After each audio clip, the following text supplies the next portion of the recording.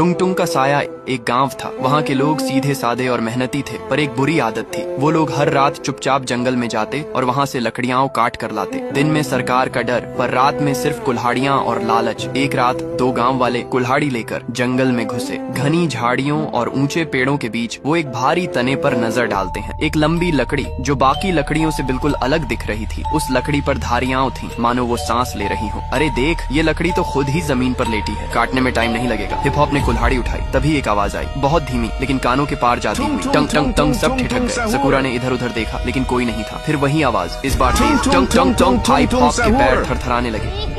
भूत है क्या? ये सकूरा फिर भी आगे बढ़ा और कुल्हाड़ी से उस पर वार किया। शी छा एंग, सकूरा के कुछ चीज अगर लगी और वो गिर गया। हिप हॉप भगा, झाड़ियों में ढंसते चले गए, लेकिन हिप हॉप भी उस रात वापस नहीं आया। अगली सुबह गांव की चौकीदार, जो हमेशा साहसी माना जाता था, उसको खबर मिलती है दो लोग जंगल में गए थे, लकड़ी काटने लौटे नहीं। चौकीदार के चेहरे पर चिंता थी, कहीं जानवर तो नहीं। उसने सोचा वो जंगल के पास तक जाता है, लेकिन वहाँ जैसे ही कदम रखती है कुछ सुनाई देता है। टंग टंग सुनते ही उसके पैर कांपने लगे। वो पीछे हट जाता है। पूरे गाँव में चर्चा थी, लकड़ी खुद चलने लगी है। जिसने भी उसे काटा वो गायब हो गया। और अब लोग उस आवाज को टंग टंग कहने लगे थे, क्योंकि वो आवाज रात के अंधेरे में चारों ओर गूंजती थी। टंग टंग टंग। बूढ़े लोग बोले, ये लकड़ी नहीं, कोई रक्षक है जंगल का। अब कोई भी जंगल नहीं जाएगा। अब गांव के लोग रात होते ही अपने दरवाजे बंद कर लेते। बच्चों को बाहर खेलने से रोक दिया गया और टंग टंग की आवाज हर रात गूंजती रहती, धीरे, फिर तेज और फिर बिल्कुल करीब। एक लकड़हारा जो इन अफवाहों पर विश्वास नहीं करता था, पुष्पा, वो बोला, मैंने तो अपनी जिंदगी जंगल में ही काटी है। आज भी जाऊंगा, लकड़ी लाऊंगा, देखता हूँ कौन रोकता है। रात को वो अकेला जंगल में गया